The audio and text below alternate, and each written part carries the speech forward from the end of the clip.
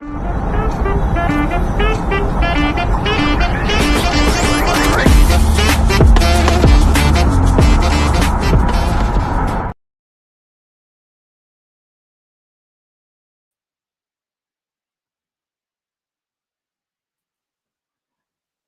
it out on the camera. What up? What up? What up?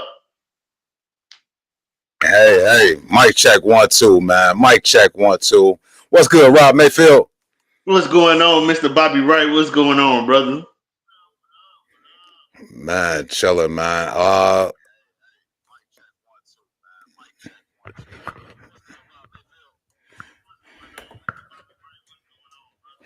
Hearing some feedback from somewhere, man. Give me 1 sec, Rob. Let me mute something real quick, man. I'm hearing some feedback from somewhere and I don't like it. Can you hear me okay? Yeah, I can hear you good. It's very loud and clear, but it sounds like you. I might need to close the doors. I said close the doors.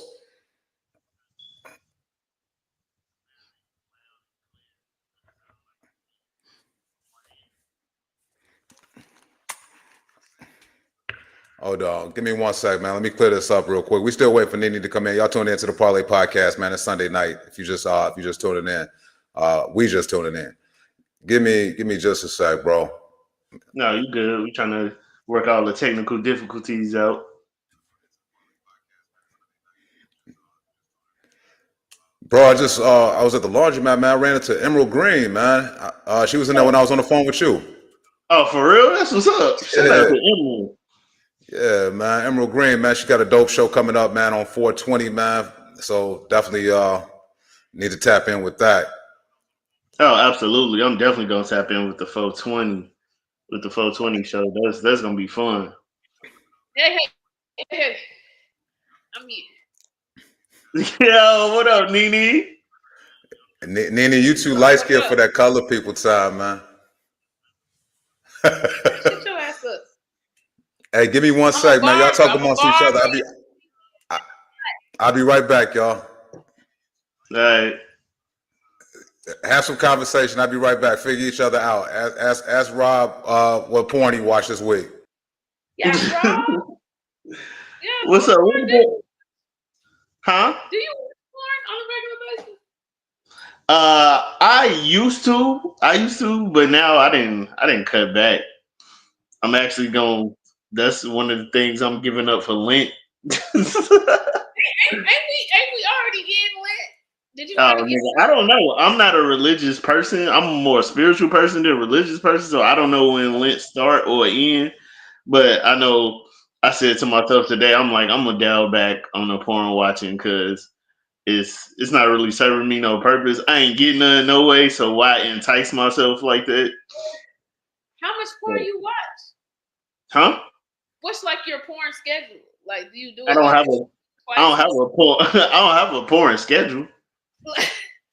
Well, do you masturbate? So when you stop watching porn, do you stop masturbating, or do you just masturbate now from memory? Hold on, say that. What you mean? I only watch porn so I can masturbate, so I can knock one out, right? Right. So, that's why you're supposed to watch porn. Why else are you watching porn? People watch the full length feature. They want to see the acting. They like the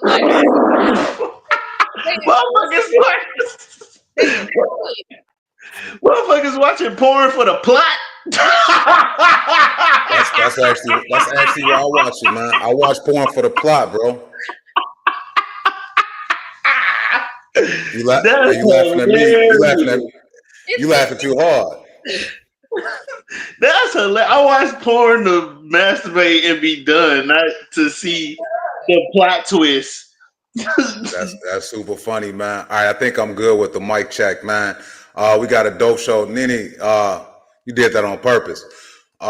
We got. I'm in the shop. I got you. I'm not supposed to do it. I ain't supposed to be smoking in my mama's shop, but I get a whooping for this Parlay Podcast. No problem. No, what you do is whenever you try to hide weed smoke, burn some bacon grease. What? That's what I used to do. You said burn some bacon grease. That's crazy. Only thing they're gonna be worried about is why you didn't make them some bacon. Why? I'm like, I'll get you next time, man. Next time I'll be looking high as hell with bacon, man. But hey, it's good to be back, man. It's Sunday. It's March 30th. It's the last Sunday of the month. Shout out to my boy Derek Hurley in town from Georgia. He at Riddles right now doing the damn thing. Shout out to Derek. What's up, funny man? Man, shout out to D Hurley, bro. Yeah, he's a marathon man, and he remind me of he don't really remind me of Rudy. He just remind me of like a really persistent motherfucker, man.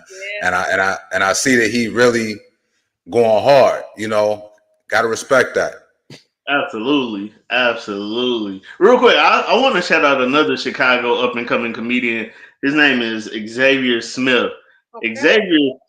Xavier Smith is an up and coming beast. Like he be on the north side a lot, but fam is working. His goal was to do 500 shows, whether it was open mics or paid gigs, and he's up to like 230 now. That's a nice goal to have. I ain't never set no goal about how many. He's out here grinding, and fam is funny. And it's not like is he documented? Is it like on video, like everyone he do?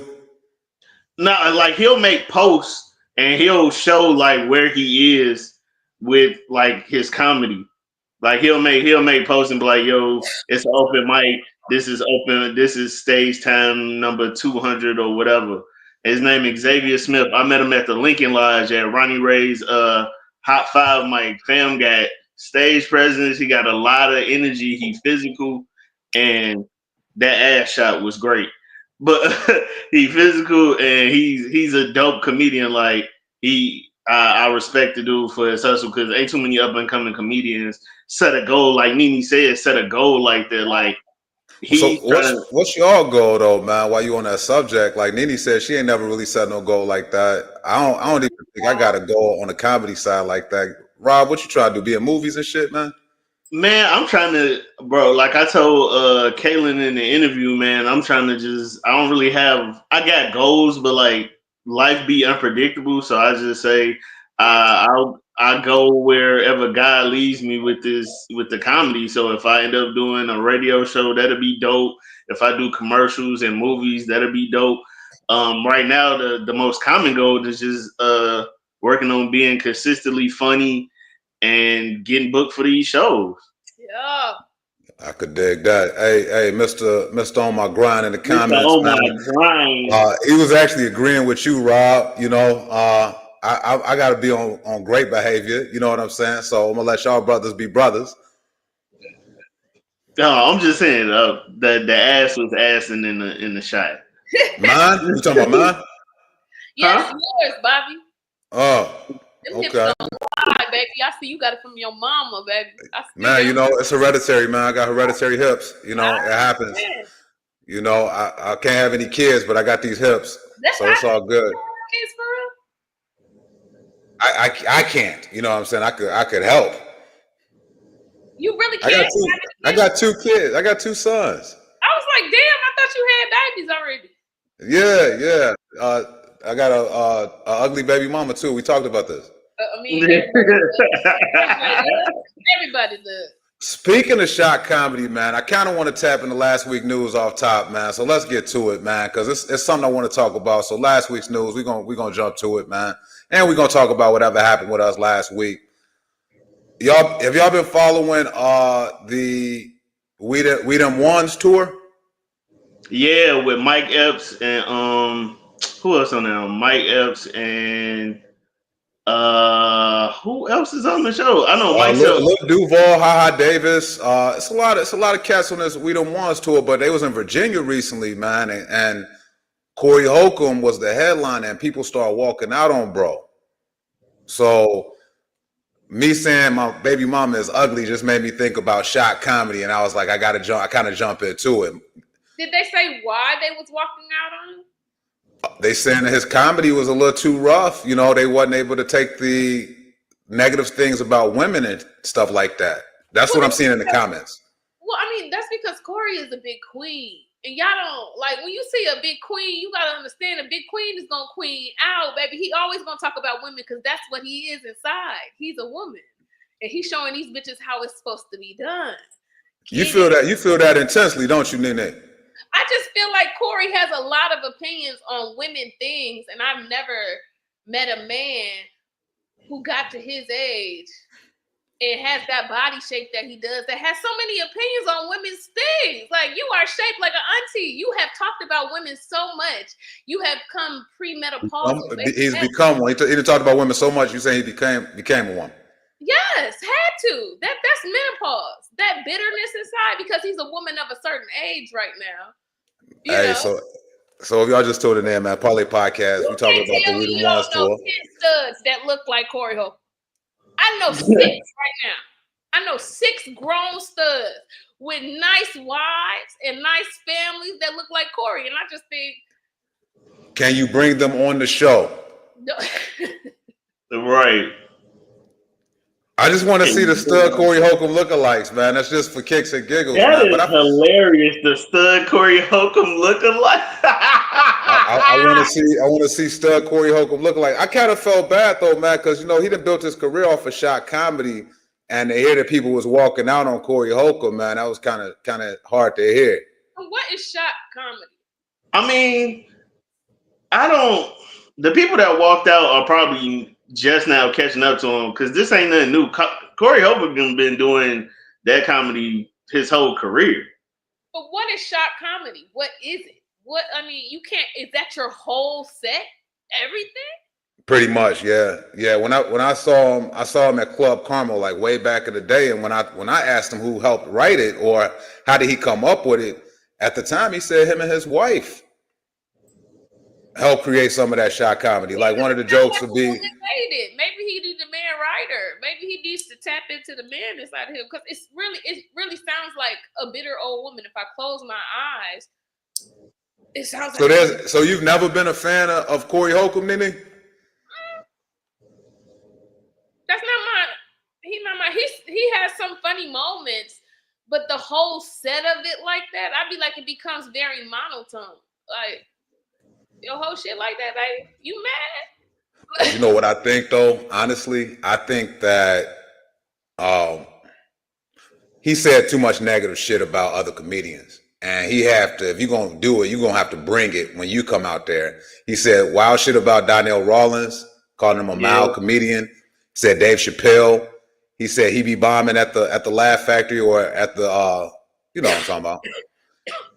And then he said something about Jess Hilarious. And Jess Hilarious was just recently in the news because she was on Club Shay Shay and she had that little shit at the Breakfast Club. Yeah.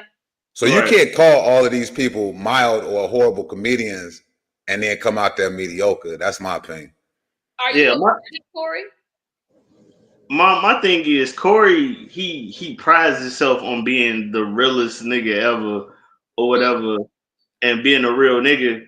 And my thing is, you do this shit on the 5150 show, which is your platform. By all means, you do that on your platform, and then you bring it to the stage. And in my opinion, I think people just tired of it because it's to some people it's not funny no more. It's just like NiNi said, you just up there ranting and talking shit now. I mean, you already do that on your podcast, and now you bring it to the stage, and it's like this is not nothing different. It's kind of like when DC Young Fly first started out, he tried to do the same shit that he was doing on Vine and Instagram, and he tried to bring it to the stage.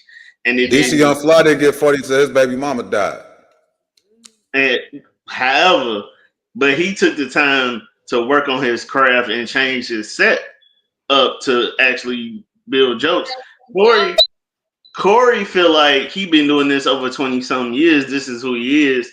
He ain't got to switch something up. That's just my opinion. Like, but should he go? Honestly, if that's how Corey Holcomb has built his career, if you just tuned in to the Parlay Podcast, we're talking about the We Them Ones tour. A whole bunch of audience members walked out on Corey Holcomb's set. But is this something that he has to switch up, or should he just work towards his audience? He needs to work towards his audience. It's not. Tell some jokes. Like, he becomes a rant after a while. Like, you can't, you just tell him why you mad, Rob, the whole fucking 30, 45 minutes. Tell him why you mad, Rob. Yo. She not lying though. That's what I said. And I'm a fan of Corey Holcomb. Like I watch the 5150 show when I get a chance. He be talking about some wild shit. Yeah, I like the And it show. I was like the like podcast. He the cuts people off podcast a lot. is dope. Like I just did to you on accident, but he cuts people off a lot on the show. Yeah, and then he burning bridges. Like a lot of people that he used to work with on the show, they left the show. Like that dude, Zoe Lonzo was like his main man on the show, and then it's Talking about the recorded. dude who whooped Ari Spears' ass during the Yeah, show. the dude that beat up Ari Spears. I knew Not too y'all knew what long that after was. I just that, wanted to say that shit. yeah, man, that shit was wild. He attacked Ari Spears out of nowhere, man. He just started dropping elbows on this man. Nah, But Ari not too Spears long deserved after them that, lumps.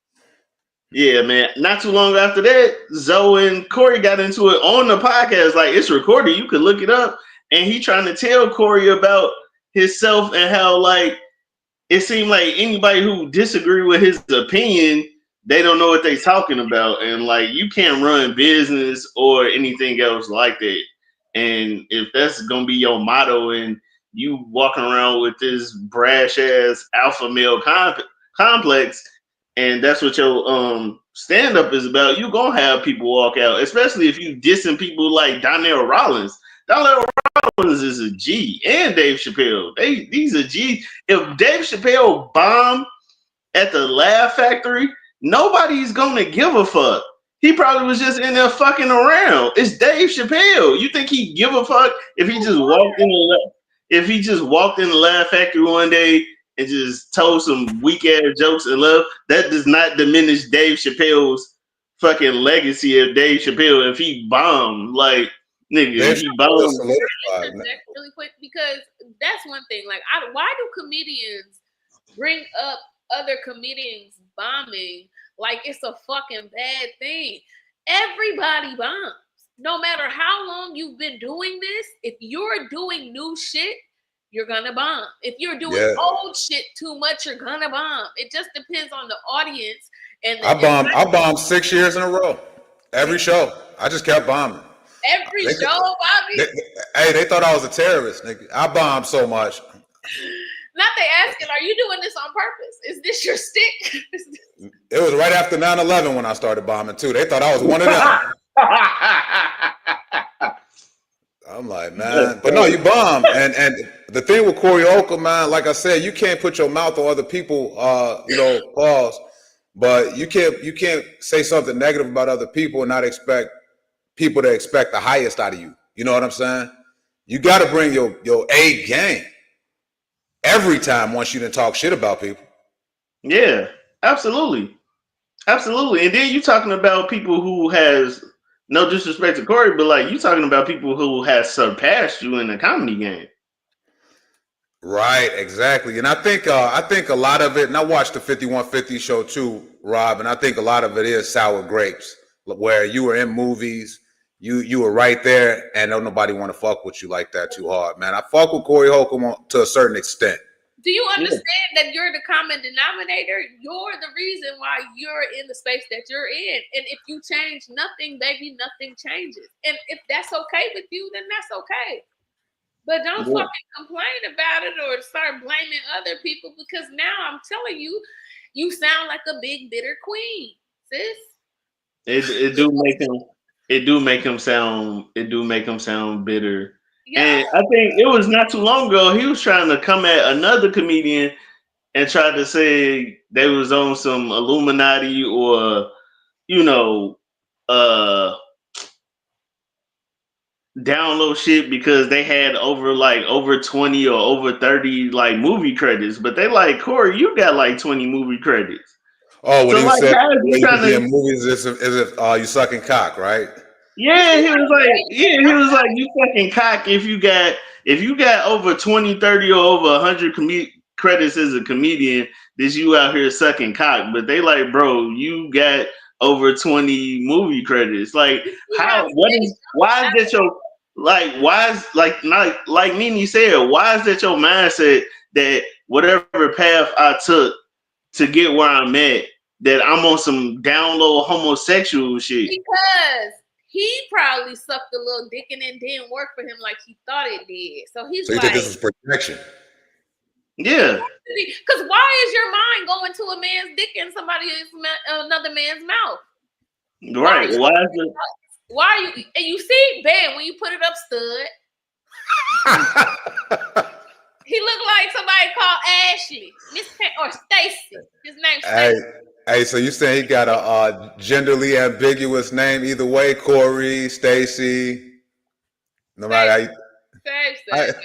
I ain't gonna do this with you, NiNi. That's one of Chicago's own, man. And I love Chicago so much. Even if he is a stud looking male, I think that he's a really good comedian. Let's go into the comments. Let's see what we got. Let's see what they're talking about. Because I think Corey Holcomb is in the comments right now saying I don't look like a stud. Let me see. That'd be dope if Corey Holcomb was in the comments. That would be hilarious. Yeah. Hey, my boy Shag watching right now, man. Shout out to my boy Shag. Election day coming up on Tuesday. He's running for something. I don't even know what the hell he's running for. I just know everywhere I go, I see his posters around town. So if you're in the Park Forest area, South suburbs, make sure y'all vote Shag, man. That's my boy right there. Me and him with the high school together and shit. Yeah, that's my homie right there. Another story in the news, because they're gonna fuck around and soundbite this one, man. I'm gonna be in another Serena Monet situation.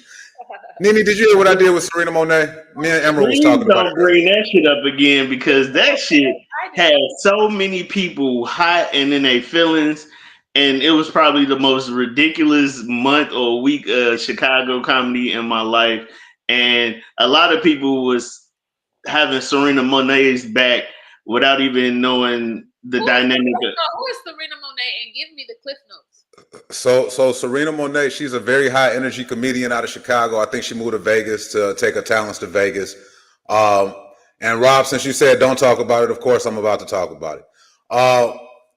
She was put on a ballot for the 312 Music Awards as Comedian of the Year. And when me and Beans was doing the morning drive in the morning, all I did was simply ask, how did Serena Monet and Lero end up as nominations for Comedian of the Year? Ballhead was on the show at the time. He said that she was doing something strange to get there. Sucking cock, maybe. I don't know. Ballhead said that.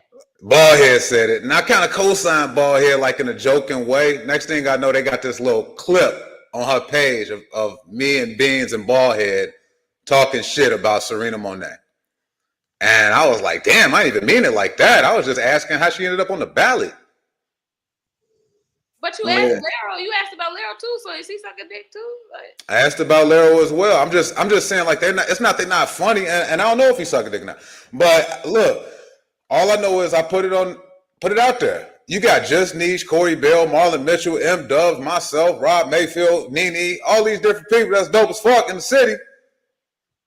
And I ain't never seen Comedian of the Year caliber. You know what I'm saying? It's really about who you know. You know that.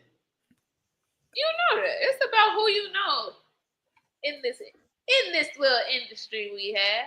Right? They had that. They ran that shit like a student council in junior high, some shit like that, man. Because you ain't about to just put anybody as a Comedian of the Year. I take that shit seriously. Comedian of the Year, and you're not even a Comedian of the Week, nigga. All right, I digress. Last week's news, y'all. All right, so apparently there was a $40,000 hostage situation. So $40,000 at the church. Y'all heard about this? You ain't hear about this, NiNi? Marvin Sapp holding people hostage. Shut up. Marvin Sapp had these people hostage for $40,000 last week. He told them to lock the door. Close the doors. I ain't gonna misquote him. Hey, real quick though, Ken say Corey Holcomb is himself, and he's been the same the whole time. People like and people don't. Everyone has their own likes. You did. I agree. Yeah. All right, let's talk about this hostage situation. So, NiNi, you didn't hear none of this shit? What do you be watching, NiNi? Baby, I got 16 million jobs. Like, I'm Hispanic because I am, okay? I work. I do stuff. I do things. And then I go to the gym. And sometimes, if I have somebody who would have cleaned my chart, I like to have sex. So, I don't really got a lot of time. Yeah. Okay, all right, and we remember from episode 1 that they have to muff dive. They have to muff dive. I have to muff dive. We remember that, NiNi. Okay, so this is the story about Marvin Sapp, and I'm not gonna play the clip. They didn't play the clip crazy. Apparently, he was at an event, and before church ended, he yelling out to the congregation and first to the ushers, close the doors, and he needed $20 from each person. 1,000 people was inside the auditorium, and there was 1,000 people watching online. And he wanted $20 from each one of those. And it became, and his tact, the way he said it was crazy, right? So the way he said it, he was like, man, the $20 ain't shit. So individually, $20 ain't shit, but $20 times 2,000, that's a lot of money. That's a lot of bread. For what though? He never really said what it was for, too, man. Like, that's crazy. I'm like, well, nigga, didn't you get paid to come here? How about you what do they give up your check for the cause? Try to hold people. It's an inflation out here. Eggs is $19. You want me to give you fucking $20? From what I heard, this was a D-Man production. I'm talking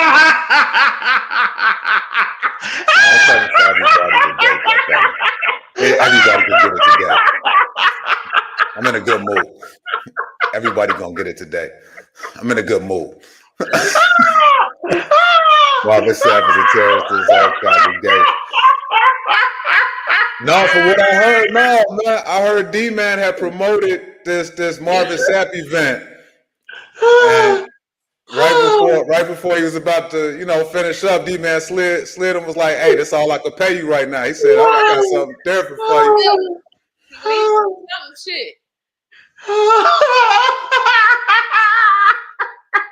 I heard Kelvin Wayne was supposed to bring him some money too, and then told these niggas that he had a heart attack. So either way, Marvin Sapp was gonna get paid, man. Yo, Bobby going in tonight. I'm in a good mood. I got my Bulls hat on. I feel like winning. Man, Marvin Sapp, all these preachers and pastors and people, they just slowly just exposing themselves every week. At first, we had to deal with the fucking Catholic community of touching on little boys and raping kids and shit. Now we got to deal with our black ministers and preachers robbing people. This shit is never ended, and this is why people don't get involved in churches and religions. Because look what y'all are doing. Paid the salary by the church. The church is non-taxable. We just get paid a salary. They usually live in a house that's paid for by the church. The whole fucking position is robbing people. Okay, you don't pay no fucking taxes, boy. You come here. But you know what? It just this gave a lot of good churches a bad name. I ain't even gonna lie to you. A lot of good people within the church got a bad name off of this right here. Because I didn't went to churches and they ain't did no shit like that. That's wild. So NiNi, in between your gym, your 16 jobs, and your once a week sex appointments, I need you to at least watch one of these videos on Marvin Sapp because it's very entertaining. It is, man. These people out here is losing their mind. I didn't know he's minister. He's a minister.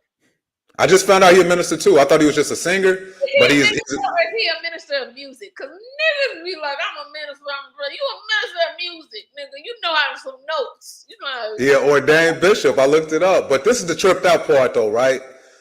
This stuff happened in July of 2024, and the story just dropped on Wednesday, this past Wednesday. Oh, somebody mad at him. He made he pissed somebody off. Or is it black news to keep us distracted? Nah. Because apparently it's not distracting you, NiNi, but it's definitely distracting me. Rob is up on it. This is probably distracting the geriatric. Motherfuckers ain't really Christian no more in the black community. We're not into that church shit too much more in this generation. Like, because y'all don't go to church at all, right, Rob, NiNi? No, man. Like after my life experiences that I've had, not saying that church is bad because I've been part of numerous churches. Like, well, that was plural, man. Can I get at least one or two good stories? Because man, I love a good story. I love church. I grew up in church. Church was where I first was started, like hunching and shit. Like, That's why she loves church. That's NiNi lost her virginity at Southern Baptist Church. Okay, we learn something new every week on the Parlay Podcast. Nah, man. Coochie smelling like Bible paper. Nah, man. I don't have no. I don't disrespect nobody religion or whatever they believe in. I personally just chose the spiritual route because of stuff like this and just having just life experiences of like how people move inside and out the church and just having life experiences. I just chose to do the spiritual route because you can't get up there and just tell me about the Bible when all you doing is interpret it your own way and giving out your own narrative of what you think the Bible is. That's all preachers do. They get up there and they give out their narrative and they interpret it I how appreciate the they help, bro, feel. because I be reading that stuff. I don't know what the hell they be talking. I be like, man, thou, they, thou. Can someone Yeah, explain this? I mean, not in the literal like language, but like when you get the message. I'll So be with. yeah, I chose to be more spiritual than religious because it's a lot of evil people that's involved in religion, especially in churches. But hold on, let's pause for the cause for a sec because I got somebody else that's with the shits too. My boy Ken talk about, hey, Kelvin had a heart attack on 2 drinks with the fellas before when he was supposed to record with us. Oh wait, my bad. He said he fell asleep there, completely changed his Facebook page after the fact. Good Lord. We're gonna talk about that story in a minute. We're gonna have story time today. So Rob, you spiritual and religious. Coming up, we're gonna do some story time about Kelvin Wayne. I feel like it. I'm with the shits today. Okay, Rob. Let me say this first. Rob Mayfield and NiNi ain't got shit to do with these torpedoes and missiles I'm about to throw today at motherfuckers. Okay, Hondo, you gonna get it too. All right. Not Hondo. Shit. And that's Yeah. your man. All right, let's Yeah. keep it going. I'm not a religious person. I grew up non-denominational. I grew up like religious. I was like called the little evangelist. I went through all the youth conventions, church camp, Bible study camp, after school Wednesdays, Sundays, Tuesdays. I did it all. I spoke at times. I think it's great as an introduction to a relationship with something that's higher than yourself. But I also think it becomes a trap when you don't understand that the church, you are the church. Fuck the building. You are the church. You have a relationship with God. And I think a lot of people put the physical church and the people in the church before God. And that's how they make their connection, which is totally wrong. You have What point did you stop going to church though, NiNi, like on the regular? You said you grew up in a church. When I moved out of the country, right? I moved out of the country after I graduated from Alabama State. I moved out of the country and I was like, okay, I'm living in another country. I'm not really thinking about finding a church. Hell, I don't speak the language. I mean, there's military bases there and stuff like that, but I'm not worried about that. And then I started understanding a little bit more. What did people do before there were churches? What was people's relationship with God before religion was ever created? Because religion has a start. And if religion has a start, I know God didn't start with religion. God was before religion. Religion is man-made. So what happens when I'm in a space where I don't have no church to go to? Do I not have a relationship with God? If I don't got no Wi-Fi to pull up fucking TD Jakes and Paula White and all them motherfuckers, like, you have a personal relationship with God. Nobody has a better connection with the source than you yourself. And if you continue to look at other people, you will continue to be disappointed because. But you know what? I think there's still a lot of people. Like, I still go to church. My wife and I, we joined the church in December. We went to church this morning. I didn't let the whole Marvin Sapp story dissuade me from doing what I needed to do in regards to my relationship with God.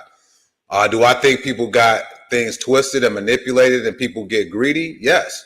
Yeah. Do I think people prey on the weak because everybody got problems and they prey on that? Yeah, I do. But I see right through it and I get what I get out of it. The whole thing is, I'm not saying church is bad. I'm just saying you are the church. Wherever you go, Your body is your church. Yes, wherever you go, God is there. When there's 2 or more gathered, God is there. Everything that you learn applies, but you shouldn't stay stuck in the church like a fucking crack house. Go out and experience the world. I was just telling my wife that church is like a drug to some people. Like Very much so. They there every day. That is crack like, you know. That's crack-ish. It is.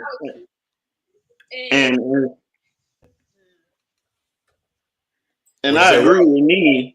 No, I'm saying I agree with NiNi because I've been through a lot of shit.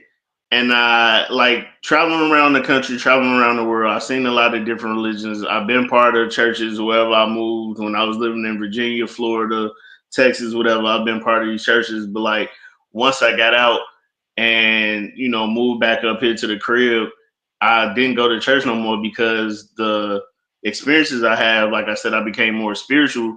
And like NiNi said, you are the church. I've been through a lot of shit and I didn't have to go to a church and listen to a pastor that helped me get through all the stuff I've been through. Like she said, not saying church is bad, but like I didn't need to go to church to help me get through. I've been going through a lot of shit within this past 6 months. And I have a routine. I listen to meditation music before I go to the bed. I wake up. I pray. You should have started robbing people, bro. I wake up. I wake up feeling refreshed. I wake up. I pray in the morning. I step outside. I face the sun and pray. And I go about my life because I know I project positive energy and all that stuff through people. And like NiNi said, we are the church. And just because you're not in church, that don't mean that God is not with you in your moments and in your time of need. Or that you don't have a relationship with God. Just because or that main part, or you don't have a relationship with God. I have a very strong personal relationship with God. Man-made religions, they're all Abrahamic faiths. They all come under Islam, Judaism, and Christianity are all serving the same God. It's just different parts of the story that y'all believe. You're right. I mean, people use a lot of the scriptures to their advantage, you know what I'm saying? But I just think a lot of people don't go to church because they do think the church is asking for too many offerings, like the good brother Marvin Sapp. and like I said, I think that we kind of went hard on Marvin Sapp. And I tell anybody this: jump me in real life, nigga. Don't jump me on the internet. I would rather take them lumps, whoop my ass, and I go home and I heal. This motherfucker been getting jumped since Wednesday night at about 9 o'clock. And the internet ain't let off his ass yet. He is getting his ass whooped. More shit is about to come out about him. Once this shit start happening, everybody got a story to tell. Yeah. We just finna go down the rabbit hole and shit, some more, like she said, more stuff is finna come out, man. It's crazy because there's too many stipulations on churches, like you said. People use it to their advantage. They're asking for too many tithes and offering. Then the actual church members are not nice people. They're very judgmental people. It's a lot of judgmental people that feel like you have to do this the certain way to live a life. You felt that, NiNi. Because I think people are looking for perfection in church, right? And even people who go to church are trying to live to perfection, which is a lie and false. And it's no such thing, and it becomes a distraction from you improving yourself and improving your relationship with God. Because instead of improving your relationship with God, you're starting to do everything to make it look like you have a relationship with God instead of just cultivating your fucking relationship with God. No, that's real shit. Hey, my fault, y'all. I ain't see my boy sitting in the lobby. He probably been sitting in the lobby for like 5-10 minutes and shit. And I got to get him on here. And I think he go to church, the church of the liquor store. This my homie right here. I didn't know he was going. I sent him the link an hour before the show and shit. And I was like, man, my CPT worse than NiNi's. You know what I'm saying? I said, hey, if you can still join. So I'm finna have a guest on the show today, and if y'all tapped in with Riddle's Comedy Club, he's one of the esteemed hosts every Monday night, man. Hey, Parlay, make some noise for my boy Smitty Smith, man. Yo, it's Smitty! What up, man? What's going on? Y'all can hear me? Yeah, we can hear you. What's good, brother? What up, Smitty? Where you at? You say what? You was He at the church of the liquor store. The church of the liquor store? Hey, well, hey, you know, Jesus did turn water into wine. You know, my preacher preached about that most of the time. I heard your preacher turn water into Hennessy, man, but that's all good, man. That's I all don't good. even drink Hennessy, man. I don't even Have drink you had that an shit. opportunity to meet NiNi, Smitty? NiNi? I don't know. Have I met you?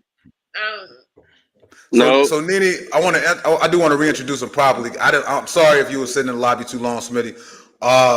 Every Monday night, Smitty hosts Riddle's open mic, and it was a little controversial. We talk about that shit on here for a little bit in regards to the transition between the old host and the new host. We on the podcast, and we want answers. But this is a good brother, man. I first met him at Urban Lust Cafe, owned by D. Martin and her husband Virgil. I seen when he got down on stage. I've been watching this performance. This is one of the funniest brothers in Chicago, and I want everybody to know it. Appreciate that.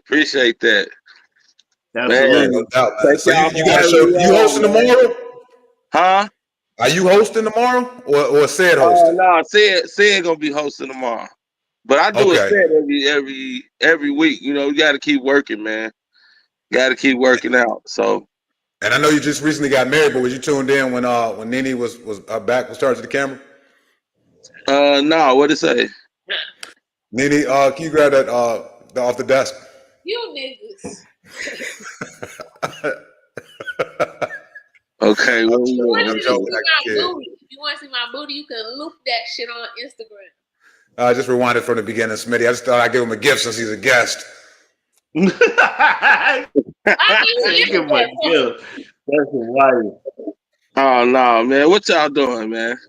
It's a setup. It's a good old fashioned setup, sir. What y'all doing, man? My eyes are closed. My wife might be watching this. My eyes are closed. Good old fashioned setup, sir. Hey, Smitty, man. We were talking about the whole Marvin Sapp thing and why aren't people going to church. We're gonna tap in on what you got going on, but you familiar with the Marvin Sapp situation, right? The $40,000 hostage. Oh yeah. Close the doors. Close the doors. Yeah. How do you feel about all that, fam? Hey man, that be the reason why you don't go to. A lot of people don't go to church as much, you know, because of stuff like that. I mean, I've been in churches where they really do that, man. $100 line, $20 line. They got the change in the anointed bowl, but you can't. What church is this? $100 line, $20 line. I ain't gonna put them on blast. You know what I'm saying? I ain't gonna put them on blast. I got relationships with some of those people, so you know. Pimp in church, like you got $100 line and $20 line. You was a pimp for real. Like most pastors is pimps anyway, but you was a pimp for real, nigga. Like you was breaking it down like that. A line with how much, and it's letting you know which line is the broke line. Yeah, man. I definitely seen I've seen that a lot because I grew up in church. So I mean, even going to other churches, you know, the pastors, they be linked up together, making sure that they bring other congregations in. They make sure they pass that plate around one more time for the people that they get to put in the last time. You know what I'm saying? And what's crazy, I didn't grow up in a church, and I'm going to church now, and it feels good to me. So is growing up in a church different? Like you just see all the BS from an early age or something? What's going on? What the fuck? You see a building fund, but I ain't never seen shit get better on this fucking building. Why you got a building fund every fucking Sunday? You got an offering fund. You got a motherfucking, y'all sell church plates. Y'all sell chicken plates. Y'all have a daycare. Y'all do too fucking much in one, and it's not taxed. So you What's niggas. the difference between and Smitty, Mr. On My Grind, in the comments, say what up, fam? You know what I'm saying? The homie Ken from Two Drinks with the Fellas. Oh yeah, tell him I said what up. Yeah, he tuned in. But no, I understand. You know, churches want bread, but we wait. What's the difference between wasteful money and sacrificial money? What's the point of the church in community? The point of the church in the community is to help the fucking people in the community. Ain't nobody like you. Why you still broke and you going to church every week? Why you can't pay your rent and you going to church every fucking week? Why you job, but you going to church every week. Your church should be a community outreach that helps you to get a job, support you in paying your bills. I don't see a lot of community or churches doing shit, but the pastor's getting paid. Okay. The choirs, if they good, they getting fucking paid. Well, NiNi, you can always rob them though. You know, I always throw it out there. You can always rob them. I seen First Sunday with Q. Man, I mean, I went to a church in Chicago where on this pastor's birthday, they bought this man a private plane. That's Creflo Dollar. Shout out to Reverend Meeks. hey, that's one of the churches I grew up in, though. Shout out to Reverend. I went to church for Reverend Meeks' birthday. This nigga had Mr. Brown and Cora at his birthday at the church. And he had BB and CC. He had BB and CC Winans there. He had Mr. Brown and Cora there, and they bought this man a plane, a private jet or a private plane for his birthday. You should have bought then just get him a ticket. Nah, man, they bought that. He said just got him a ticket. And he was on the same plane as Bow Wow. That's what I heard. You know, that's what I heard. Hey, Smitty, man, I want to tap in with you, man. We've been having conversation. I don't know how long you've been tuning in. We did talk about Corey Holcomb. They ended up getting walked out on during the We Them Ones tour. He headlined. And Smitty, your brand of comedy is not shock comedy because you be telling some real life stories. Shit just sounds shocking, though. You know what I'm saying? No, for real. Hey, NiNi don't know you, man. How many kids you got collectively? Me and my wife, 14. What the fuck? Yeah, that's why I need Jesus. What, y'all Mormon? Huh? The fuck is y'all Mormon? Jesus. Nah, we ain't Mormon. What is y'all? Seventh Day Adventist? Who got all them kids? What black people get a lot of kids? Hey, the ones that be like in the get it on. You know what I'm saying? Like you to do got the 7 and 7. Like 8 and 6. 8. Who got 8? This is hood math right here. She got 8. Yeah. And you got 6. Yeah. Smitty, you got a total of 14 kids, and they all in one house. I said, "Fuck it." After that point, that's why I'm on the podcast down in the basement because it sounds like rhinoceros upstairs right now. Oh, like what's the age range of these kids? Like, from 20 to 2. Oh wow! Oh, for y'all grandparents. Huh? Y'all grandparents. Yeah, the 20. Yeah, I know y'all grandparents because y'all got all them kids. I know y'all birthed some hoes. Some of y'all kids was fucking young too. Y'all hoes. Somebody, the 20-year-old got a shorty, man.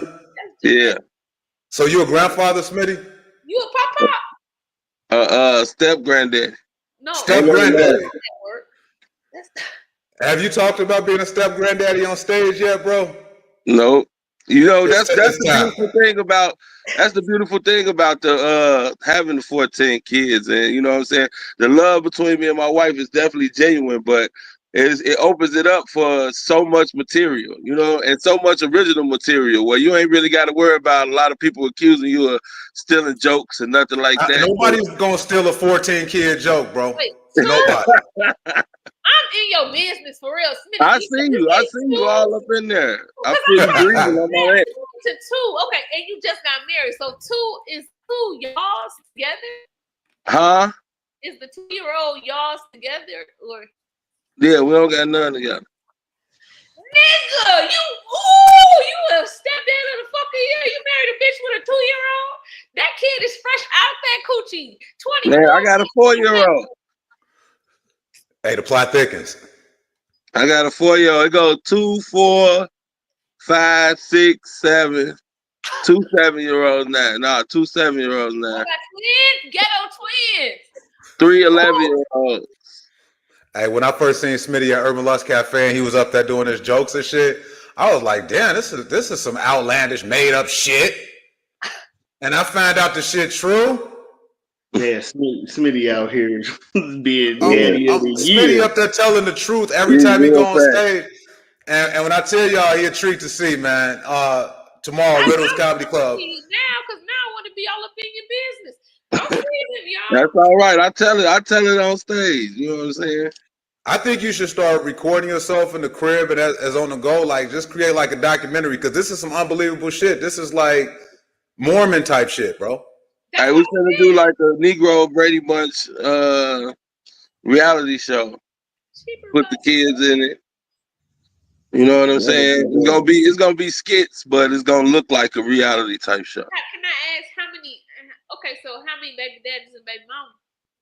I got 5 baby mamas and I got 3 baby daddies now.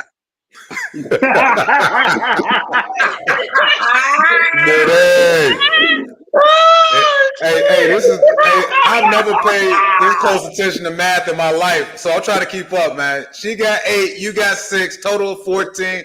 5 baby mamas, 3 baby daddies, total of 8 niggas that's not involved with y'all life.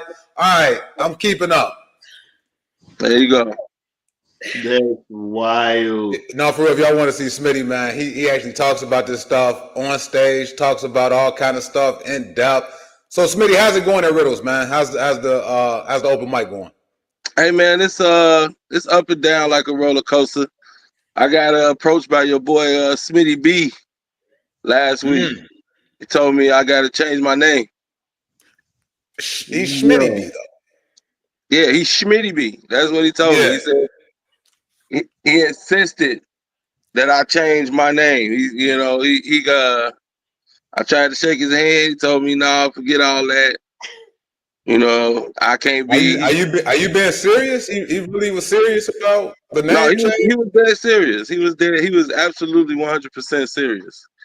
You know what I'm saying? Like he was on that. You know, I turned my back on him. I walked away. He followed me. He did all of we could take it outside and all that other goofy stuff. Because I'm not changing my name. You know what I'm saying? We got to stop the Smitty on Schmitty crime. And secondly, is he geriatric?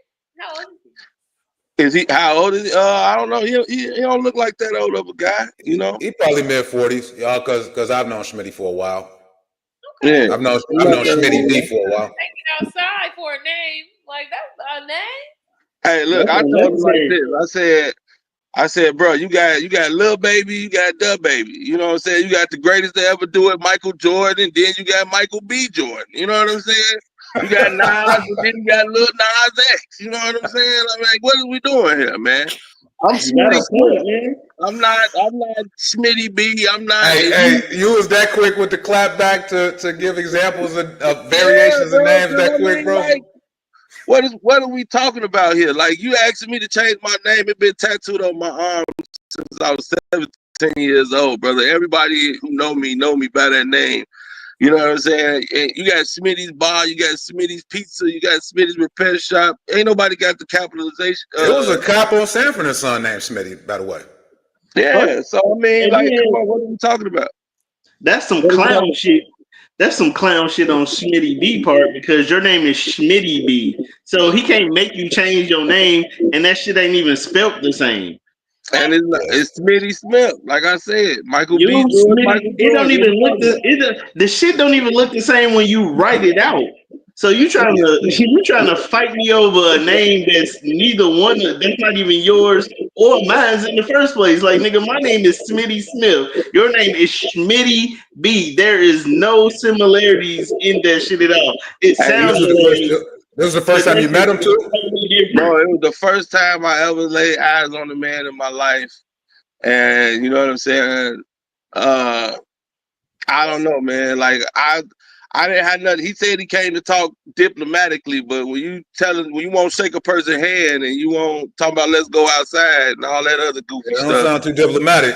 Nah, you know what I'm saying? Then he talking about Baldhead Phillips or somebody else supposed to told me to change my name. That's like, I don't get that, dog. I'm not doing that. That's not gonna happen. He said I've been out here doing goofy stuff and it's reflecting on him. Like, you know, that little incident happened. Get the fuck out of here, bro.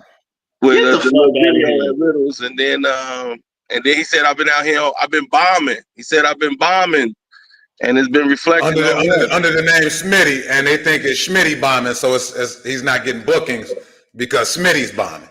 Because Smitty Smith is bombing. Interesting, man. I hate to hear stuff like that, man. And if it was gonna be something, it should have been something a year ago when you start making waves. You're doing a great job, man. You keep it up. Yeah, man. That's some Keep weak your ass name. bullshit. That's some weak ass shit. I don't like that. You're not gonna make me change my name and talking about, well, let's be diplomatic, then take it outside. Nigga, this is my birth name, nigga. You Schmitty be a comedian. You trying to tell me I need to change my name? Cause you But bitch, you know what? you. NiNi, I'm trying to bring you up to date. Like I said, I wanted to talk about it. The way Smitty Smith and said more, I'm not gonna say acquired, but the way that they started working the open mic, previous was Will Hill. Will Hill was hosting it. Then next thing you know, the owner of Riddles was like, "We no longer need your services." And then next day, was the flyer being printed out as she was talking to Will Hill? Like, how was the flyer? First of all, like I shout out to Will Hill and Alan Ford. I ain't got nothing but love and respect for those brothers. You know what I'm saying? Wasn't no nefarious stuff going on. Definitely not on my part, but not on my partner said part from what I saw. You know, it was a phone call made. I was handed the phone and I was offered the opportunity. Prior to that phone call, I had heard that Alan Ford had quit. Like he quit at Riddles, you know what I'm saying, on So stage. if y'all not familiar, Alan Ford was actually DJing and helping like co-host from time to time. Yeah. And so, you know, what happened with Will, I wasn't privy to that information. But when I was told that the situation was what it was, I mean, shoot, I put out flyers, I print my own flyers, I do that stuff myself. So as soon as you was handing the ball, you ran with it. Huh? So as soon as you got the ball, you just ran with it. It had nothing to do with anybody else. It had everything to do with you and where you wanted to go in comedy. Exactly. I mean, it was an opportunity that was dropped into my lap. I was supporting that room when they had it. You know what I'm saying? Every week, I was there every Monday. So I was in the room, and I didn't have no control over how it got passed to me or the opportunity, but it fell in my lap, and of course, I picked it up and I ran with it, bro. Like anybody would. You know what I'm saying? See, NiNi be up north. She don't be seeing. It's tough out here in the south suburbs, NiNi. It's Hatfields and McCoys. Same thing happened with Corey B in KP with Tilly's. That's a whole another story, but it's a similar situation. But y'all been doing pretty good, man. So you and Sid, y'all alternate each week. Y'all been having a pretty good crowd. I see y'all get a lot of comedians out there. Yeah, we get a lot of comedians. We get audience too, man. It's just, you know, we build it from the ground. So it's a hit or miss every Monday. Sometimes it'll jump and it'd be a great crowd in there. And then some Mondays it'd be 30 comedians in there. You know what I'm saying? So you never really know. But it's a good time no matter what. And we're going to keep putting it out and pushing it.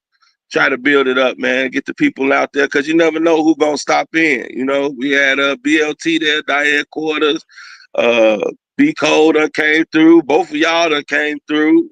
You know what I'm saying? Yeah. Rob.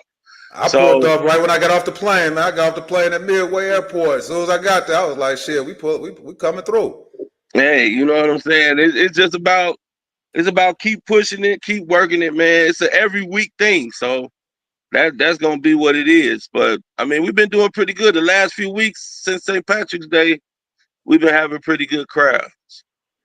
That's dope. I'm not signing no list though. If I come up there, man, I ain't signing no motherfucking list. Oh no, you definitely got a reserve spot, brother. You know that. I appreciate it, man. We got to jump into these segments, Smitty, and I want you to jump in with us. We got Rob. Tell him why you mad. I can't wait to hear what NiNi's notions is. And I was scrolling and trolling, so I didn't already talked about too much shit. So I want to jump into what Rob got to talk about. Smitty, you kicking it with us? Yeah, I got him here. All right, Rob. What up? Tell him why you mad, Rob. Man, yo, I'm mad right now because I was having a conversation about the legendary R&B group Jodeci, the bad boys of R&B, and I was trying to figure out what the fuck was Mr. Dalvin, aka Dalvin's position in Jodeci. Like, what the fuck? This nigga right here, that nigga with the shirt off. What was his role? Everybody know Casey and JoJo was the singer. Devontae was the writer and producer and came up with all the tracks. What the fuck was Dalvin doing? Do you know if you look up Jodeci right now, they have Dalvin as a fucking rapper? What rapping ass Jodeci song do y'all know that Dalvin was spitting bars on? I never heard of that. If you notice, they got him in a prop position. Look up what Dalvin did. Dalvin didn't do shit but act like he played the drums. Look at this nigga. Look at him. Do he ever have a shirt on? Got his eyebrows arched, and Dalvin was probably getting them the record deals by doing what he was supposed to do. So he was the one that got fired. I was like, a rapper? I'm like, what Jodeci song was Dalvin rapping on? Then I found out this nigga had a solo career, and I YouTube one of his videos. That had to be the most horrible shit I've ever seen in my life. It was ridiculously pathetic. Like, I see why. Moist. This nigga look moist, man. I see why he was doing the shit he was doing. Because first of all, so here's the story of Jodeci. Casey and JoJo are brothers. Dalvin and Devontae are brothers. That's how they came together as a group. Because they was both all four of them are musical brothers. They were JoJo and Casey brothers, Dalvin and Devontae brothers, but they not related together as a group. And my theory is, I think when Casey and JoJo and Devontae was making music and shit, Dalvin is the little brother of Devontae. I think Devontae mama was like, yo, if you going to sing with them church niggas, take Dalvin with you, take your little brother with you. And that's how he ended up in the group. Mr. Dalvin just a hang along. That's what you're saying? Pretty much. I just remember Doc Martin boots. They had greasy outfits. You know, everything was leatherish. That nigga didn't sing it. No, I was mad they had him as a rapper because I went through a Jodeci catalog. Like, what the fuck song was he rapping on? Well, I'm gonna tell you why I'm mad, Rob. I hated when Left Eye rapped. But she rapped though. She rapped. What song is Dalvin rapping on? I would have preferred Dalvin on Waterfalls, nigga. What song is Dalvin rapping yesterday? Oh, the real. What song? Go look up. Y'all go look up some Mr. Dalvin tracks and let me know what the fuck is going on with this shit. That wasn't Dalvin on Thriller? Oh no, that was Vincent Price. Shit. The nigga is, like you said earlier, Bobby, that nigga was like on his Ronnie DeVoe shit. It's a lot of R&B groups. It's a lot of R&B groups to where they need to even out the numbers so it can look good aesthetically when they on stage and they dancing. Because Ronnie DeVoe can't sing worth shit, but he can dance and dance. NiNi looks 17, but NiNi say she up there in them 30s a little bit. 36. I'm just trying to figure out. Did you even listen to Jodeci? Did you listen to Jodeci? Yes, I listened to fucking Jodeci. That's how baby. They was all lubed up on coke, okay, slipping and sliding around in them big boots, knocking and rocking each other's boots. That was gay action. Hey, Smitty, I gotta introduce you to NiNi, bro. 9 out of every 10 guys is gay to NiNi. Yes. All men are gay until proven straight. Okay? Damn. It's very hard to prove straight. You know what? I think I did see her before. That's one of your jokes, ain't it? Yeah. Yeah, I seen your ass before. I definitely seen her before. Now that I heard that shit. Oh man, NiNi is hilarious, man. I love having. We was at that spot where it was Tiny Thickums. It was me, you, Tiny Thickums, David Ramos. It was a Mark Allen spot. The little the painting stuff. Yeah. I was like, you look familiar, but that's why I jammed with you at. Yeah, now I know because when you just said that shit, I was like, I remember that on your set. Me and my wife was in there. We was laughing like a motherfucker. That was funny. Hey, that's what make a dope comic, man. When you could pull something out of somebody's set and be like, yo, I remember you because of that joke. So, NiNi, you doing some shit out here in these streets, then I see. That's a compliment. You over there stealing mics and shit. I want to be like you. Oh, damn. I'm still a thief. I want to be like you. Hey, the funny shit though, another story, man. Sorry to cut off to tell them why you mad. I know we only got about 24 minutes left, so I got to make this do this express shit. But they thought that I was beefing with Smitty, man. I had to call my mans up, like, nigga, I was just talking shit. I was on social media. I was on social media talking shit. Smitty, you got in your feelings thinking I was like anti you and shit. I was like, I'm anti everything, nigga. I don't give a fuck. Well, you know. But, you know, I really don't even be paying attention to that shit, man. Somebody got back to me and was, you know, saying something, and I'm like, not my nigga. I'm like, shit, we always been cool. We ain't never had no beef. But that you see, I brought it to you. I ain't bring it to no internet shit or nothing like that. Hey, Smitty put up the flyer, the first flyer that they did when they was hosting Riddles, and I put up a picture of Eddie Kane and Flash from 5 Heartbeats. You want my spot, Flash? Funny as hell. And all I was doing was trolling, man. I wasn't on shit. I was just trolling them, man. I wasn't doing shit. It ain't like you, Kelvin Wayne, nigga. Yeah.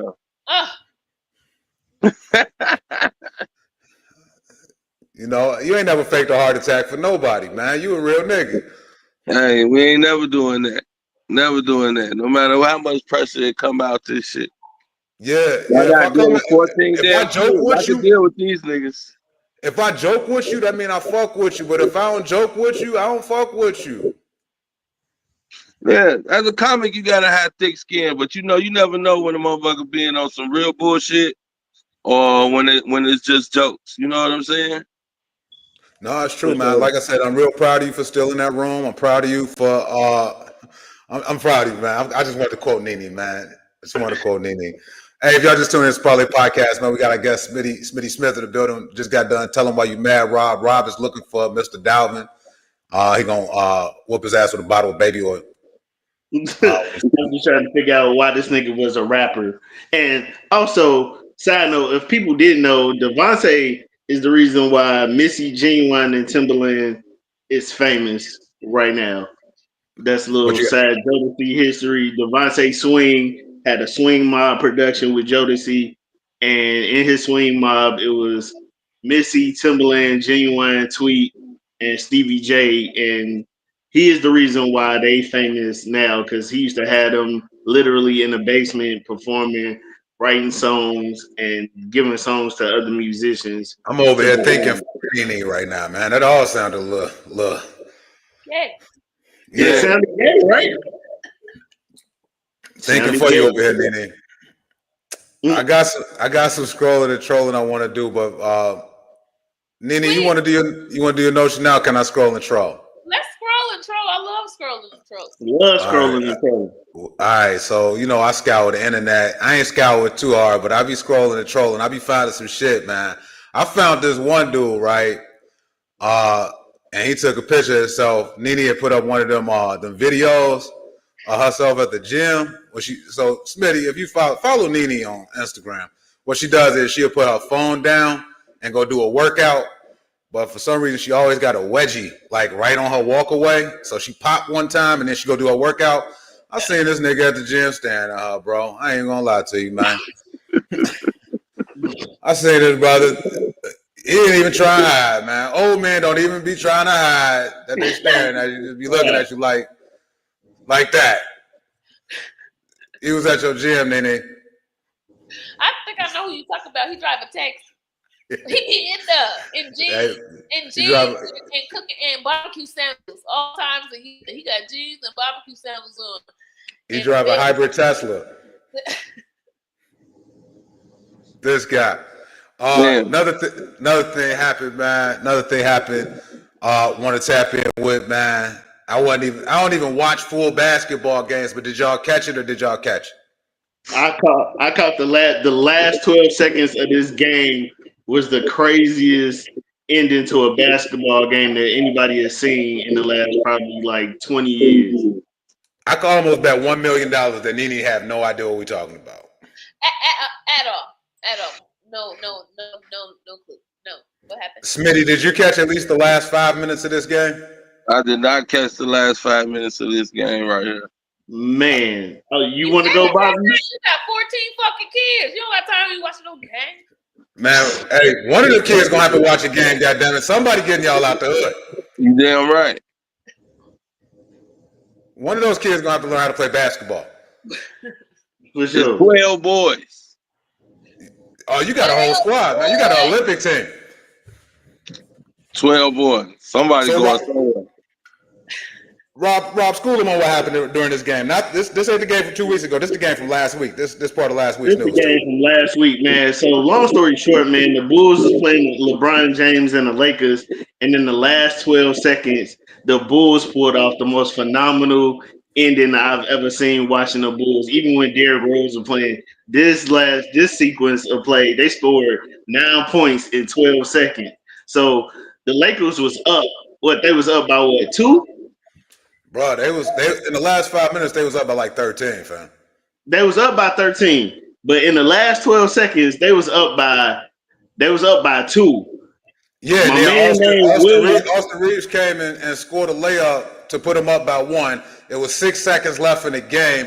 The Bulls had no timeouts. The ball goes in to Kobe White. Kobe White, go ahead and give it to this Smallville-looking motherfucker right here. And this dude shot the ball from beyond half court to win the game, goddammit.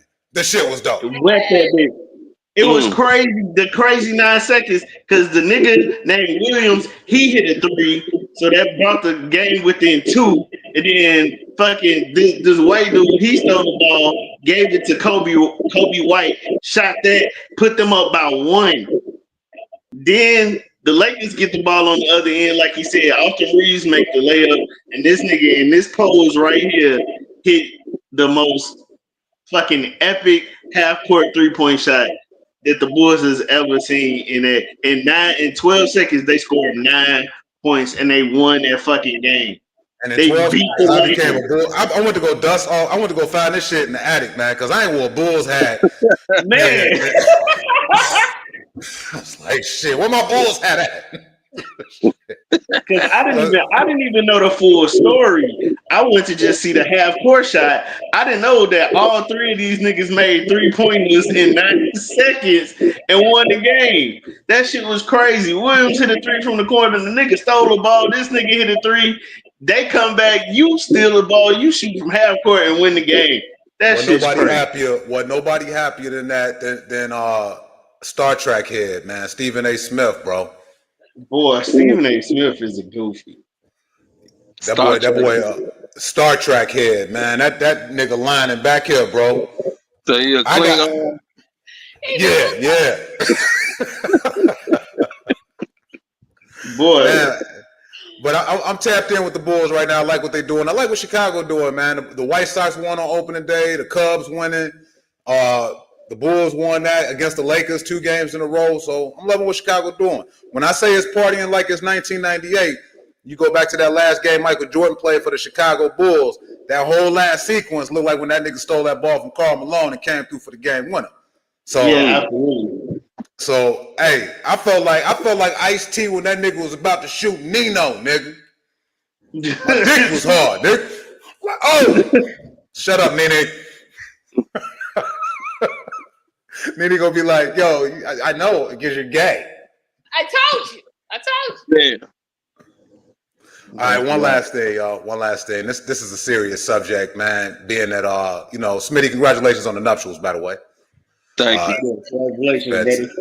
Fantastic on that, man. I wasn't trying to set you up, man. I was trying to set Rob up. Rob wanted to see it one more time, man. This is Smitty. That had nothing to do with me or Smitty. I was trying to get NiNi to do that so Rob could get one more look. Okay? Right. See them cheeks. Yeah. All right. Nowhere. She got hit with 8 babies. Okay, she look. That puts out. So the reason why I segue into them cheeks is because of these cheeks right here, y'all. Have y'all seen this picture floating around social media or no? No, who's that? I saw this. This is from the girl, right? She said her friend and her friend's man were coming over to her house, right? And then her friend and her friend's guy coming over to visit. She was getting out the shower and she had to throw something on. So this is what she threw on, right? And then she went up to her friend to hug her friend. Her friend stood up and told her nigga to go to the car, and that nigga went to the car. Let me meet her friend, okay? Who is her friend who got her nigga in check like that? That nigga went to the car. I think this weird behavior though, man. Like a lot of women dressing like this now. So Smitty, say for instance, your wife friend is dressed like this when y'all go visit her at her crib. Would your wife be anti this, talking about we gotta go, or she just gonna roll with the punches? Oh yeah, she probably hit me in the back of the head for drooling. You know what I'm saying? Baby. Smitty going and to the definitely tell me to go wait in the car. Nah, she ain't going. She ain't going. Nah, not at all. So y'all don't think that's insecurity? Nigga, I'm telling you. Like, nigga, if I go take my wife over my homie house and he got a dick print coming out his pants, dog, we out, G. Like, we not finna stay and chill. You know what I'm saying? What are we doing? Like, dog, don't come to the door like that. My wife already told me if we get a threesome, it's gonna be with a nigga named Raul. So I ain't. Yes, I love your wife already, Smitty. Love her. She like she gonna bring another nigga up in the room. So I know this ain't no gift wrap present for me. Oh no, you bring another man to the room. I'm gonna have to. I like the improv, but I'm gonna have to read the script on this one. What am I gonna be doing in this situation? I'm not about to just improv a threesome with another guy. Like,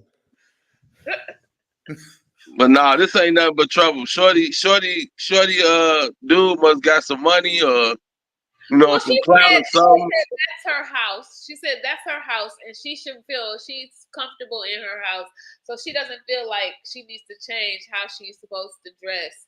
And she feels like her friend is insecure. But sweetheart, your ass is out. Your whole ass is out. And if you go to the club like this and I see you out at the club like this, that's fine. But I'm in your house. You don't got no bra on. Your ass is out. And you already knew me and my man were coming over. If it was just me, be free. But it's me and my man. So what we trying to do? We trying to take you down, bitch? Or what the fuck's happening? Like. So NiNi, let me ask you this. Have you ever gone out to a swimming pool with your friends and they had their boyfriends or their husband with them? No, I don't get invited to those places too many times. Oh, so you this lady. You her. I'm not her. I just have a big butt. So a lot of people don't really like me around their man anyway. So. And we cannot lie. Okay. All right. Okay. All right then. Shit. I mean, you let your wife be around your nigga with a big dick and he got on gray sweatpants. You know what? I'm gonna just act like I don't notice, cause I don't want to look like I'm out here feeling jealous, man. I can't be visiting. Then he saw the dick and he said him and his wife gotta go. Hey, look, it's not jealousy, it's a respect factor. We out. I know what I'm saying. Like that's some disrespectful shit. Like why you knew we was coming over here and all the clothes in your closet to put on, this is what you decided to put on when you know me and my significant other is coming over there. Like NiNi said, that's bullshit. Like we trying to take you down or whatever? That's motive. Cause that shit, yeah, it's a motive behind it. Like I understand we in your crib, that's how you feeling comfortable dressed, but like, come on, man. If you my best friend and I'm bringing my, significant other over to the crib, and like I said, you walking through with your shirt off and gray sweatpants and dick swinging, that's disrespect. If I come over, I'm bringing my, so she bringing her significant other over. She bringing her husband, and this your best friend, and you walking around in your bra and panties. That's disrespect. Like, why are you doing that? You know I'm with my significant other. Like, that shit's wild. I don't know, man. I just think that I'm not about to be publicly jealous. You know what I'm saying? Like, I'm a snap at the crib. It's a jealous thing. It's a respect thing. So if that's your friend, Bobby, so if you and your wife in the crib chilling and she's just walking around with her bra and panties on and I come over to chill with you, you not finna tell your wife to go put on some clothes?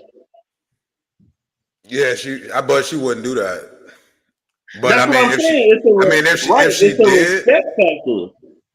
she did, I don't know, man. I feel like she was sending the signal, like, man, I could take both of y'all down. And see, and me personally, I wouldn't even feel comfortable like that. I'm like, this my man wife. She out here. I come over to chill, and she just walking around with her pussy out and no bra. Like, what the fuck going on over here, bro? I just see it as a respect. I see it as a respect factor. You got your whole ass out. I can see your cup on the bottom of your ass. It's not like you just got regular shorts on. I see the cup on the bottom of your ass, so I know that shorts is riding up in your coochie. You got a little coochie lip hanging out because it look like you got kids. So I know that coochie lip big, and it's hanging out of them shorts. You know what? You point out stuff I didn't even notice, NiNi. I appreciate you. Shit, wow. That shit, wow. It's me personally, like I said, it's all about the respect factor. Like anytime you feel comfortable doing that shit around your friend or your best friend, then you not really their friend. All right, so she at the crib. She at her crib. And this is how she dressed. I actually went to her Facebook page just to see her other pictures, and I think that this is a fake story. I think that she was just trying to get some clicks, some views, some likes, some talking, just to get that meta money. So I don't think it's a true story. Now this, my nigga, is a true story. They ain't photoshopped this. And I'm totally against it. Oh, at the water park? Yeah. I'm totally against this. Now she was at her crib. Now look at these big milk and magnesia ass cheeks just out here for the world to see at the family fun park. Ain't nobody trying to see this almond milk. Why can't that ass be out? It's a bathing suit. It's a bathing suit. Hey, pimps take their hoes to water parks too, bro. Pimps take their hoes to water parks. I'm telling you. She got 3 kids out there. She probably made a lot of money the night before, and he wanted to celebrate with her. You know what I'm saying? That's what it was. He was like, "Bitch, we going to the water park. God damn it, you hot right now. You need to get in some water." I've been in this situation, man. It's a pool near my mom's house. It was a lady at the little kid's pool, man, dressed just like this, real life. Yep. And I followed her. I only followed her around for like 20 minutes to just make sure that, you know. No, I had to. It was research purposes. I followed her around for maybe about a good 19, 20 minutes. And I was like, yeah, that ain't right.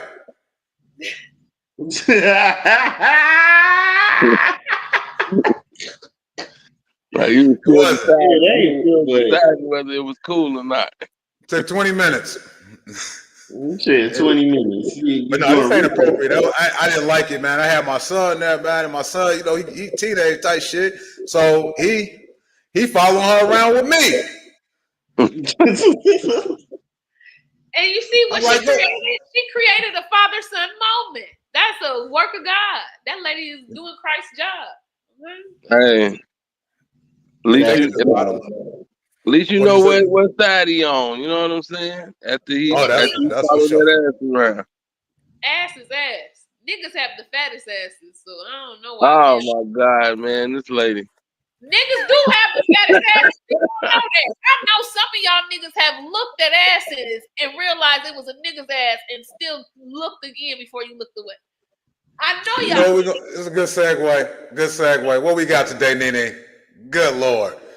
Oh my God. We got 5 minutes left in the show, man. We got Smitty Smith in the building with us. Make sure y'all tap in. Riddles Comedy Club every Monday night. He alternates with the good brother Sid Moore.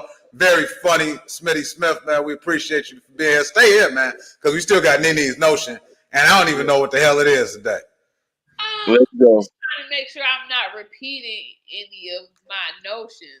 I mean, we haven't had many episodes, but we're doing pretty good and consistent. So congratulations to the Parlay Podcast. Man, no doubt. Why you think? You know, I'm just gonna go through these pictures one more time. Make sure I ain't miss nothing. Make sure I ain't miss shit. I ain't miss nothing. I'm just going through the pictures I've shared today. Right. Right. All right. I haven't missed anything. All right, back to the Notion. Because it's a really quick one and it's getting warm outside, I just want to say shout out to you big breasted men. I'm not sure if I talked about you big-breasted fellas, you bosom, bold bosom buddies. I love you big-breasted men. Y'all look so good. I love a man with cleavage. Before, I really wasn't into big-breasted men because I would think underneath their breasts smell like lunch meat a little bit. It do stink like if you're not good hygiene. But what I did when I accepted my bisexuality, I was like, big-breasted men were meant for me. This is why God made big-breasted men. You get a little woman up top and man down bottom, right? A little nurturing up top and a little hard down the bottom. I don't mind me a big-breasted man. I love, and I realized because when God made big-breasted men, he mixed my meats. You know how you go to Chipotle and you get chicken and steak? It's like titties and dick. But I get it at Baba's, but I get what you're saying. It's holy. It's mix my meats, God. Thank you. I love me a big-breasted man. It's hot. So I know y'all gonna be wearing crossbody bags soon. Just put a little powder there so you don't get a sweat mark when you wear the crossbody bags because it created a little cleavage. So that's the look. That's the look you looking for, NiNi. It's very nurturing. I would like to give them a hug, and I would really like to put on a strap and fuck a big-breasted man just to see seatbelt titties. Seatbelt titties. Okay. Just to see what it feels like to titty fuck. I would get a strap and titty fuck a big-breasted man if he can put them together. You're not putting a word out there, right? Parlay Podcast, if y'all tuned in right now, we putting a call to action right now. I mean, we're going to have a number up on the screen next week. We may even do a motherfucking telethon. NiNi is looking for a big-breasted man, preferably with seatbelt or purse strap titties so she can titty fuck with a rubber dick. One clause, though. One clause. You only can be shaped like a woman up top, not down bottom. I remember I told you I don't like hippie men. I don't like men who looks like aunties at the bottom. So you just got to be top heavy. I like this is a clapback from earlier, man. She talking about me, Smitty. She told me I was built like a woman down low, nigga. This is a double clap. Damn. He is thick at the bottom. He do got a nice shape at the bottom. Thanks. I'm not agreeing with you. That's my notion today. Big-breasted men, y'all are love. Hey, man, NiNi's notions, man. Hey, give it up for that shit, man. Just on the strength that she just started this since today, and you got to read the parental small print. Her thoughts may change tomorrow. They might change. You big-breasted men might turn me off tomorrow, but I don't know. But today, I love you, and you got a spot in my heart, and I can't wait to squeeze them titties when y'all come see me do comedy. Let me squeeze them titties, sir. Please. All right. Okay. So, big-breasted brothers, NiNi's looking for you. NiNi does NiNi on Instagram. Slide in her DM. She prefer if you take pictures of your titties, send those to her, and she will sift through those. Only if you got, like, cookie-sized areolas. If they're very small areolas on big titties, I don't want that. That looks. You might want to go on Facebook Marketplace for these titties, NiNi. It's a very specific order. Have you tried to filter rate this in Amazon to just see if you can get this delivered to your home? No, because I got Prime. It'll be there next day for you. Most big-breasted men are in relationships right now, so I'm laying off being a hoe. So Okay. Summertime coming up, y'all. Last Sunday in March, man. We appreciate anybody who tuned into the Parlay Podcast today, man. Very, very, very great show. Smitty Smith came through and joined us, man. Make sure y'all tap in with Riddle's open mic every Monday. What time is sign up there, Smitty? Sign up at 7. Show start at 8. Woo! Showtime is at 8 o'clock, man. You done capped out with like 30 comics, you said, on certain nights. Oh man, it'd be a list sometimes, bro. But you know what I like though? Just to say, you keep it entertaining the entire time. You know what I'm saying? You and Sid, both of y'all got two different styles of comedy. And both of y'all really work well together, and I enjoy what y'all doing, man. Real shit. And I ain't just saying that because you won the parlay. Oh man, I appreciate it. I appreciate y'all having me on, man. I done watched y'all show a couple of times. Hey, we appreciate it, man. For sure. We I'm gonna remove you from the studio so I can talk some shit with these two knuckleheads real quick. Smitty, I'm gonna give you a call tomorrow, brother. I appreciate you, man. All right, y'all. Y'all have a good one, man. Appreciate you Don't having me. change your name for nobody. Fuck them. Don't change Yeah. no. Some respect. All right, y'all. I love, bro. All right, peace. Hey, that was Smitty Smith, man. Make sure y'all tap in with him every Monday night at Riddle's Comedy Club. Real dope brother, real great brother. Look who's in the comments. Let me see what we got. Who we got? Schmitty B. Something going wrong with the computer right now. I apologize. Let me see what we got in the comments. Hi, Will Hill. Hey, Will Hill is in here. Oh man. Oh, what up, Will? Hey, what up, Will? Hey, Dave Bradley in the comments, man. Hey, she's a whore. She's NiNi, a whore. She's not talking about. He not talking about you. He talking about the girl we put up earlier. I am accountable. I don't mind being a whore sometimes. Okay. No, man. Dave Bradley is talking about her, man. Hey, Will Hill is really a good dude. It's fun that he's in the comments too, because it's perfect timing. My dude Will. Me and Rob and NiNi have had the opportunity to be at Third Pulse Media to do the podcast. But we don't have a dog in the fight, man.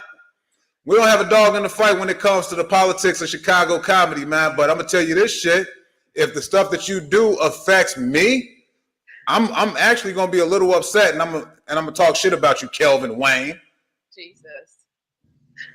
Okay, you're gonna get that shit talked about you, Kelvin.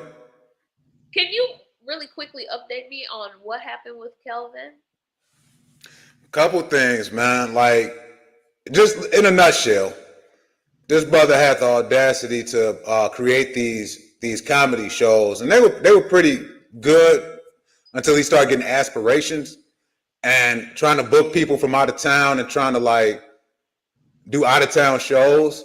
And when he figured out that the money wasn't coming in properly, he pulled a Fred motherfucking Sanford. Elizabeth, I'm coming to join you, honey. I had a heart attack. I can't even pay you.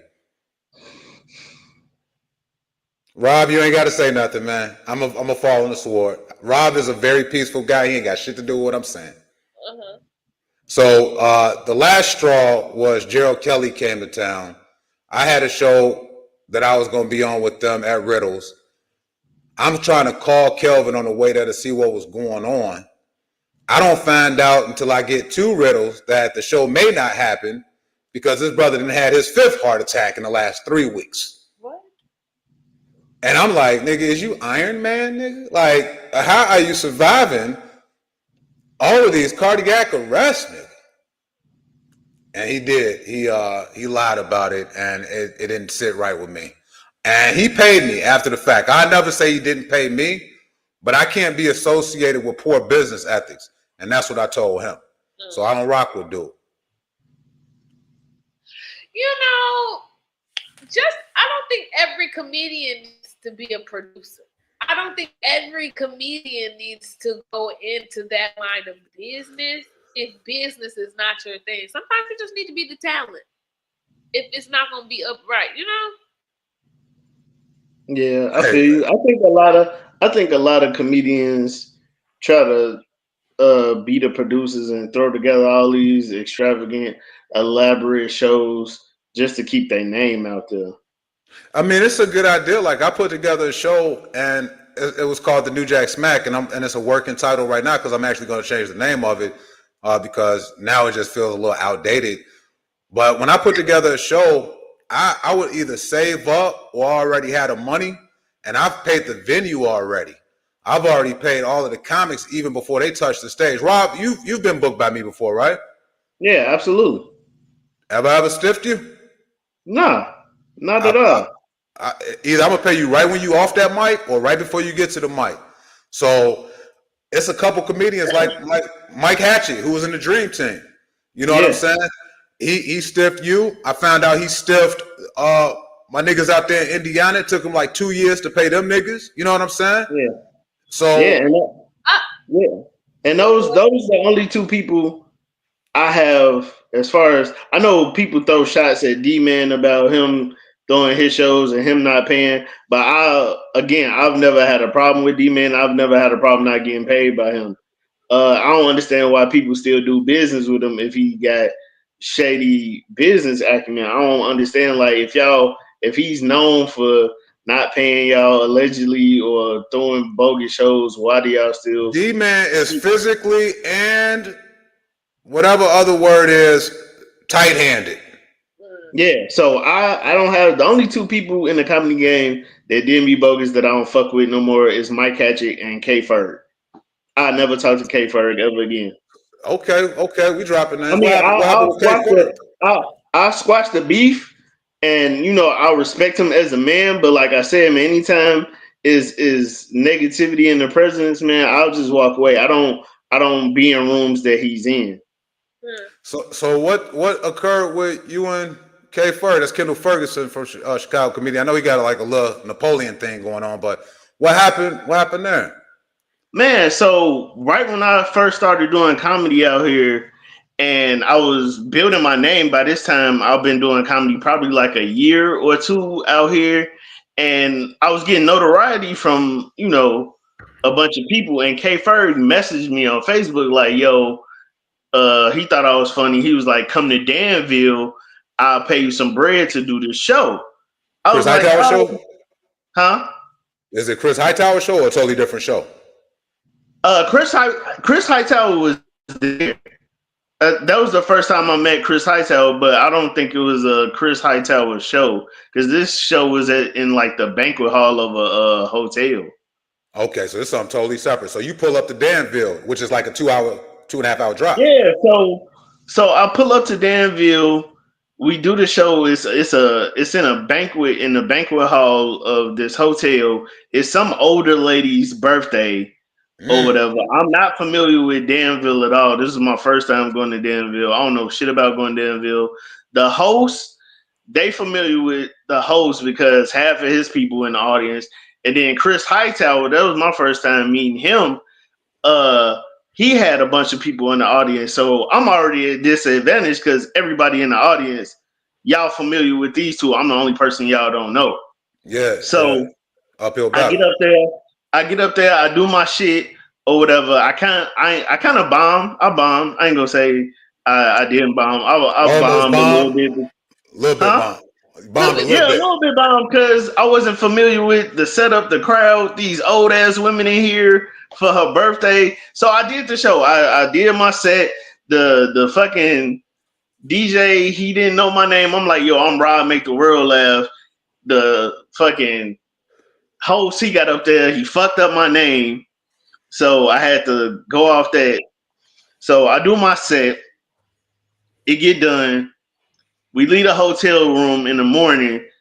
Fucking K Ferg messaged me like, yo, send me your Zelle or Cash App. Long story short, this nigga never pays me. He never pays me. Even to this day, you still ain't got that bread? Even to this day, he still hasn't paid me, bro. And that was like, it's 2025, nigga. This was like fucking 6 years ago now. This was a minute ago. This is about 5 or 6 years ago. So I before he retired, bro. I would never do business with that dude again because, nigga, you invited me out here. I was chilling, minding my business. You messaged me and was like, come to Danville. I ain't know shit about going to Danville. That was a 2-hour drive. We had a hotel room or whatever. You got me geeked up like, yo, it's going to be a dope show. I still rocked out and had fun. He wasn't that fucking funny because he closed out the show anyway. He didn't do that good either at all. So I record.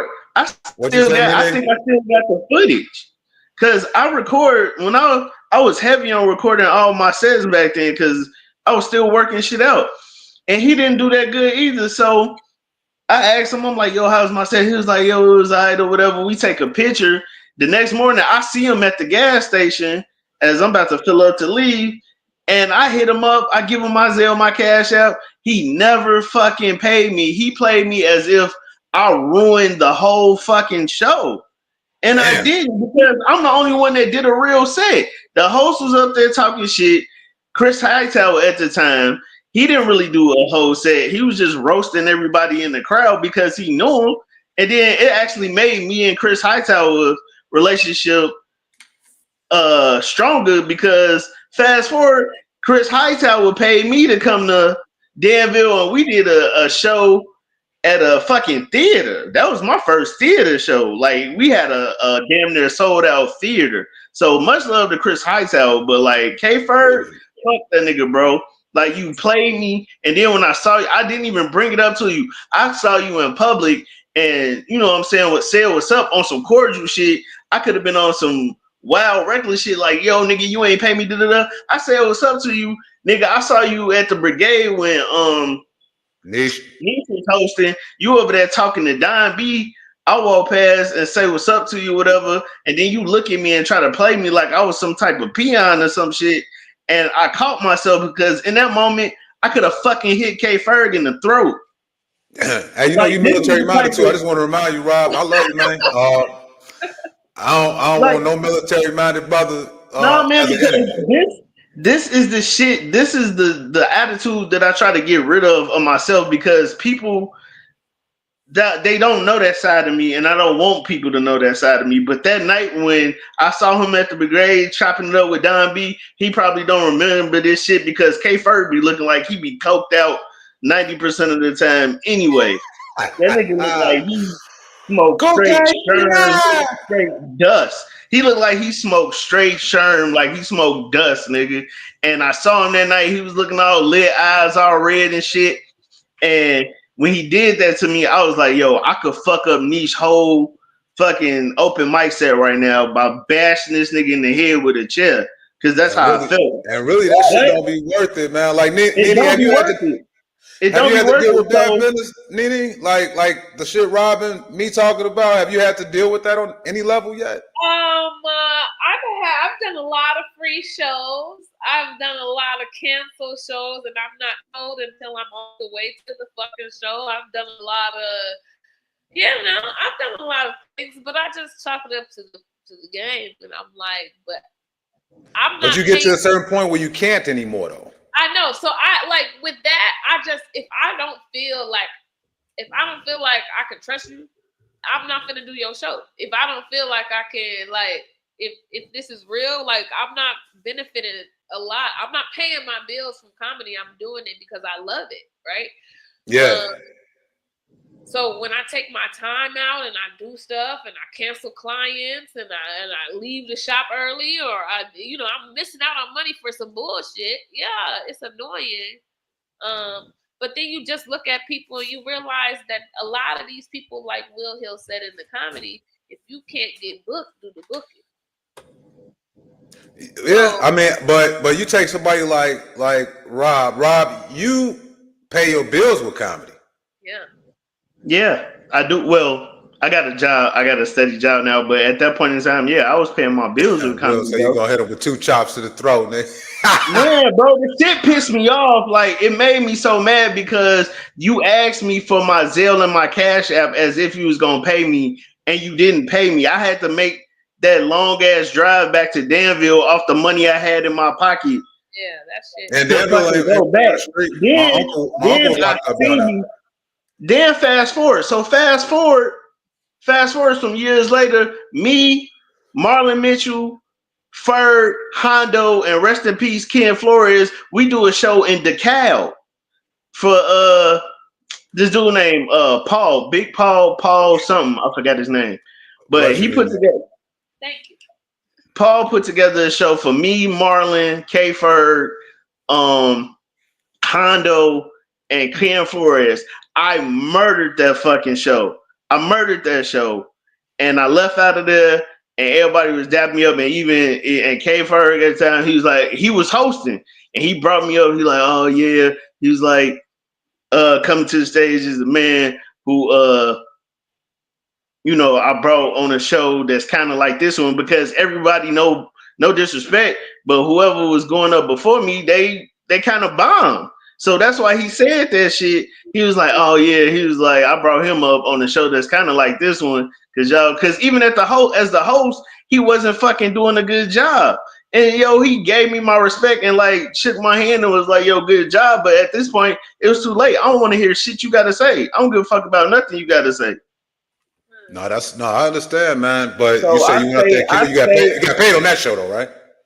Yeah, I got paid on that show because it wasn't from K Ferg. It was the nigga had already paid me who put the show together. So anytime I'm in the same room with K Ferg, like I keep my distance because I know how I am when I'll let it go. But like all you could get from me is a head nod and keep it pushing because I'm trying to be more peaceful in my life. But like under other circumstances, bro, I don't have shit to say to the dude. I don't. Just I don't real have quick, I just need to fulfill a promise that I did on the show. The situation with Hondo and I. He mentioned Hondo in that story, so I just had to tell it before we leave for the night. NiNi, are you sleepy? Your hair looks still woke, so I think you're still woke. All right. Hondo invited me out to do a roast battle at Zany's. You know they do the roast battles there? Yeah. I didn't want to do this shit. I didn't think about this shit. He was like, he had to go find somebody to roast, like a friend or something. I fuck around and come to the roast battle and win, but in the process of me winning, some of the shit I used on stage, Counter was talking about his wife. This motherfucker goes and shakes my hand after the show, good win. I get outside, and he stepped to me like he wanted to fucking fight over a roast battle at Zany's, man. I'm like, and I ain't talked to him since the night. What'd you say? Say it again. What'd you say about his wife? So Hondo, he put together. Me and Hondo was like this, man, for real. That's my homie, and I still ain't got beef with him. I just don't talk to him because of what transpired that night. But Hondo is really good with his hands. So he in the backyard, he put a whole fucking swimming pool together. So at the roast battle, I said, man, I see why Hondo good with his hands. Have you seen his wife? He got a little upset. Because, I mean, NiNi, try and keep up. That means he masturbates a lot because he doesn't. I get it, but and it was a roast. You know what I'm saying? What am I supposed to do? Will in the comments, it's a roast. Then, Bobby, is it true? I don't date white women. I don't know if they ugly or pretty. They're not my stick. It was true. It was true. If he felt like it was true, that's on him. But I was just trying to figure out a good roast. It was just a roast. It was just a roast. And another one I said was because his wife is Caucasian, right? And Hondo ain't the darkest Mexican. Let's put it out there. He's a pretty bright Mexican. So I said, I found out Mexican culture, you got to date somebody the same complexion as you. Got mad at that shit. I'm like, man, come on, man. You ain't get mad when I called you the Mexican Caillou? I'm like, come on, fam. Yeah, when you doing a roast, it's a roast. That's like niggas. It's like roast. If you want to fight me, I mean, unless y'all have some agreed upon, you're my friend, please don't talk about my crack habit, then, you know. Hey, big shout out to one of the hardest hustlers in the comedy game, Ruben Ramirez, is watching the Parlay Podcast. What up, Ruben? What up? We talking about some shit. We actually done. We 20 minutes past, but I'm just sharing a few stories. Rob sharing a few stories about a couple hiccups in comedy. I love these stories. I feel so connected. But Hondo, I don't have any problems with him. I hate that he actually felt like I over roasted or said something negative about his wife. I didn't want to do it. What I did was 2 nights before, I sat there and watched Ken Flores, rest in peace, Ken Flores roasting somebody at the Zany's roast battle. They was talking about this man, coke habit. They was talking about all kind of shit. They was talking about so much shit. I said, I can say anything. So that very next day, I wrote some shit that I felt like was going to be relentless. And it worked. I won, and I lost a fucking friend. That's wild. Was it worth it? No, Primo, that was me as the Parlay Podcast. Hell yeah, it was worth it, NiNi.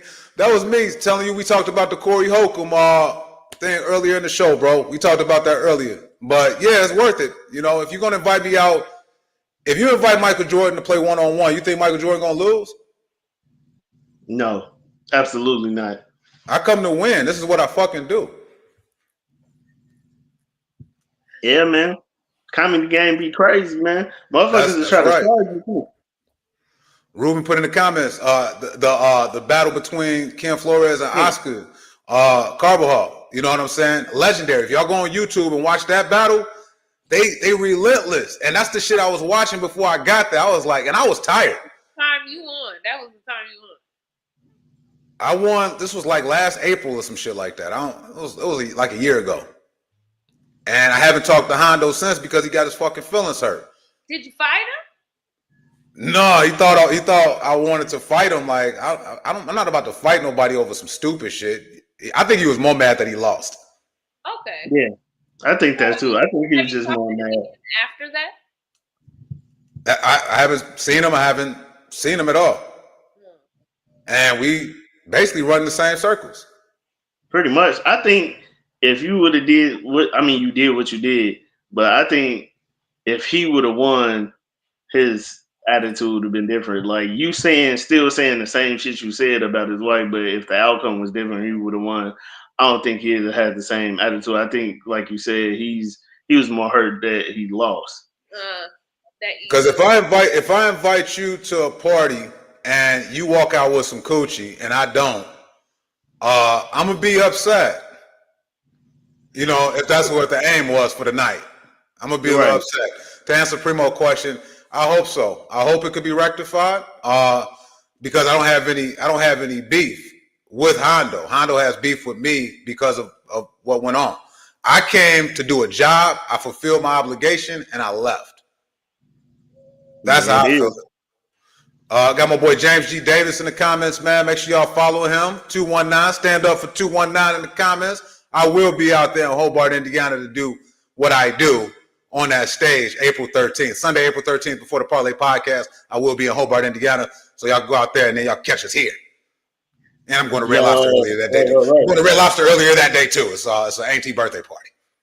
Word. Let's go.